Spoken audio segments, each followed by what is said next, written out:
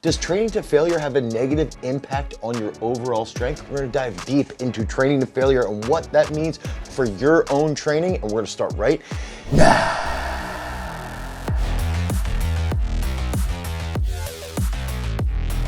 When I've coached at the Olympics twice, when I've been to a dozen different world championships, some of the big factors that I've seen around the best coaches in the world is how they can take research and then apply that into training and then apply that in a sports specific setting. And that's what we're gonna do here today, is that we're gonna break down a recent paper that came out in this month, July 6th of 2024.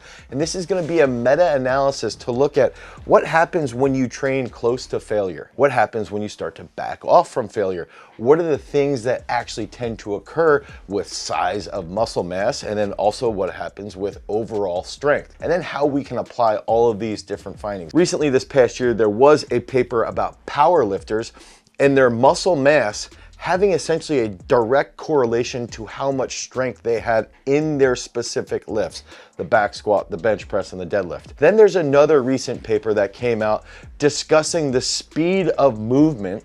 Okay, so how quickly a movement is being executed, determining how far away that would then be from failure, and then how that can correlate to a massive amount of strength. And so we've got to look through those lenses right there and say, okay, this paper over here about the speed of the movement clearly has a role in overall strength gains. This paper over here that talks about muscular size also has a role in overall strength expressions, okay, in the sense of the powerlifting scenario. So we're gonna look at this paper here from July of this year, 2024, exploring the dose-response relationship between estimated resistance training proximity to failure, strength gains, and muscular hypertrophy. Okay, so let's start off with the background here, the proximity to failure in which sets are terminated.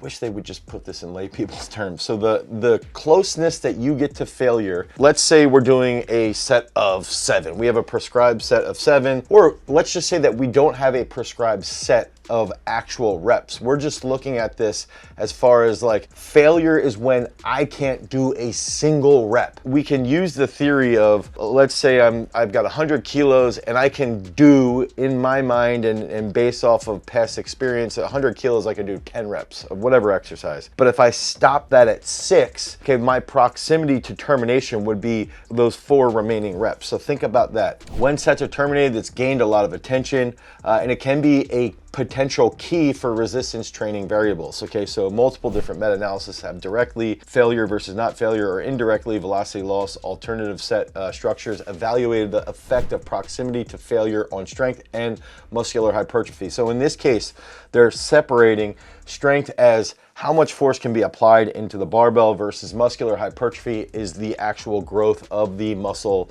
the muscle cell structure, right, altogether. So, however, the dose response effects of proximity to failure have not been analyzed. So the dose, how frequently, how much of this is actually occurring in a continuous manner. So to meta-analyze the aforementioned areas of relevant research, they're going to be looking at reps in reserve, which I actually think, in my opinion, is theoretically much better than RPE. I even believe that reps in reserve is actually what people use in an auto-regulatory system. So in our training system here at Garage Strength, before I could put a verbal label to it, reps in reserve, I would train athletes and I would theoretically know or internally know, okay, this athlete could probably do 2 or 3 more reps.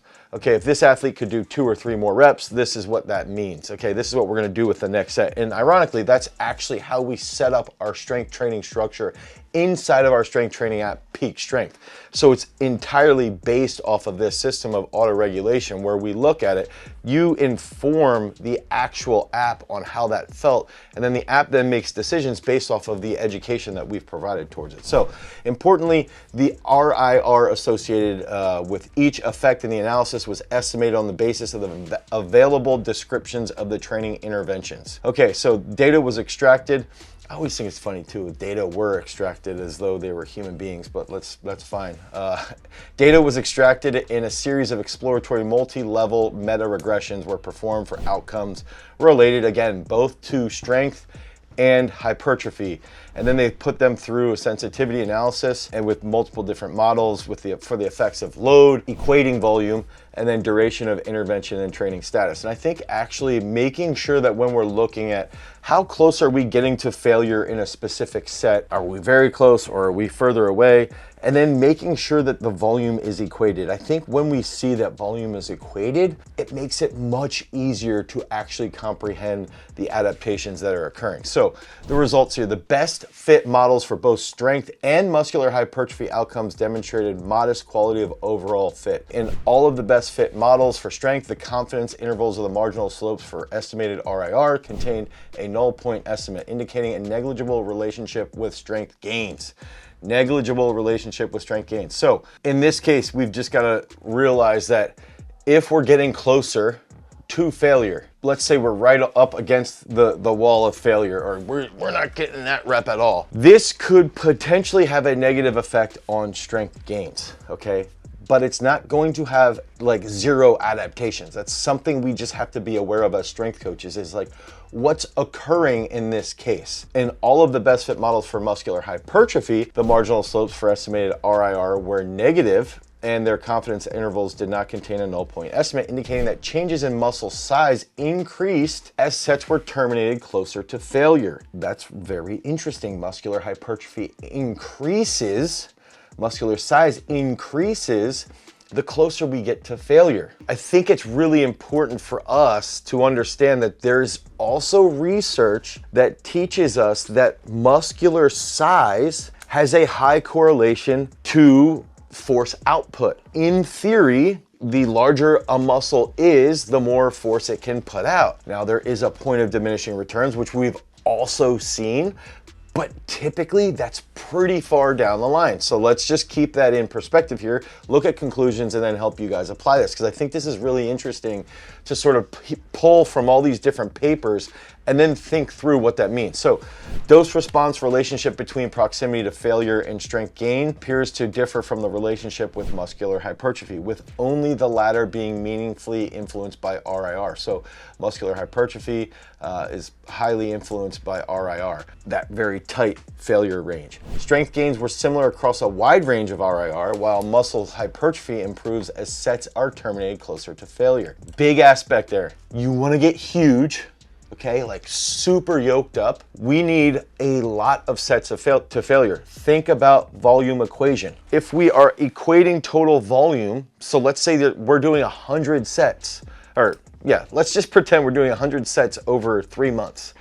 Okay, and it would probably be higher than that, but let's just pretend that we're doing 100 sets over 3 months. If we do more sets to failure than not, okay, so let's say we do 70 sets to failure, we will have substantial muscular size gains. So we will grow quite a bit if we are truly pushing to failure. If we have more of those 100 sets pushing, 5 reps away from failure, 4 reps away from failure, we will have more strength gains, especially if the velocity or the intent is higher. And that goes into some of these other papers that we've discussed recently. So considering the RIR estimation procedures used, the exact relationship between RIR and muscular hypertrophy and strength still remains a little unclear.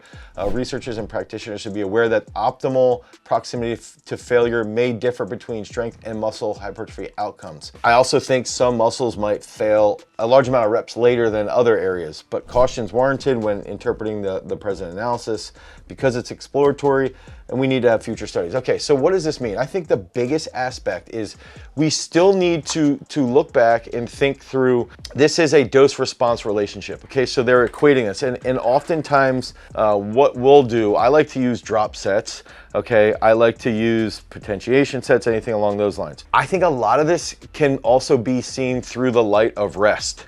Okay, rest periods. So if we look at rest as essentially, is this rest period potentiating the next set, meaning it's going to make the next set more effective? Is there long enough recovery to make sure that we can do the next set at a high intensity? Or is there a minimal amount of rest that is going to lead to a development of metabolites? So that's sort of like the 3 ways that we can look at this in the strength realm. And then when we set up our system of training, we have to recognize the rest relationship and the volume. And so if we're looking at we're doing 6 sets of bench press, if 5 of those sets are 2 to 3 reps from failure, and then 1 of those sets is to failure, we're still going to get some type of pump out of the athlete, which then might actually lead to a little bit better performance on the next grouping of exercises. But it's still dose response related. So those 5 to 6 sets, if more of them are done without failing, you'll be focusing on strength gains. Over time, if we say that only 2 sets are going to be done without failing and then 4 sets are done to failure, we're not going to make a ton of strength improvements, but we will make a large amount of muscular size improvements. And then we can do that, let's say for 4 to 8 weeks, we can do that and then spend the next 8 to 12 weeks going back to not failing, but actually increasing the neural innervation of the newly gained muscle mass.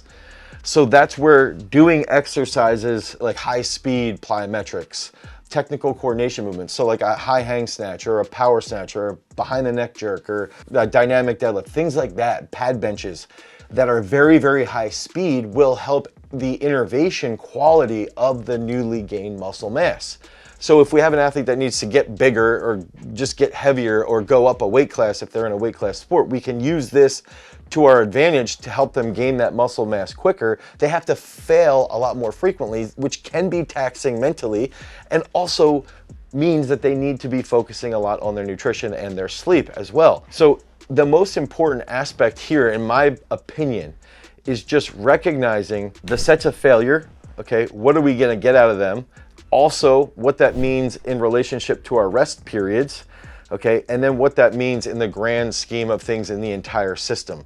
But the baseline is that if you want to get stronger, fail minimally. You know, it's still okay if you fail 1 or 2 sets if you're doing 6+ sets, right? But if you're really trying to get as big as possible, this is where you're gonna think about like the old school bodybuilding videos where you're just cranking reps until you cannot move anymore. Then you rest for a minute, you let the metabolites clear a little bit, but not entirely, and then you go again. And I do believe there's a point, even in an athlete's career, to do training along those lines because of the mental strength that they end up gaining, which then enables them to do heavier weights closer to failure, but not actually failing later on. And a lot of this comes back to like that contextual style periodization, and that's what we use inside of our strength training at Peak Strength. If you guys need help with increasing your sport-specific speed, your explosiveness, your endurance, and your strength, head over to peakstrength.app, the Google Play Store or the Apple iOS Store. You can download Peak Strength today. Select the specific sport that you're training for,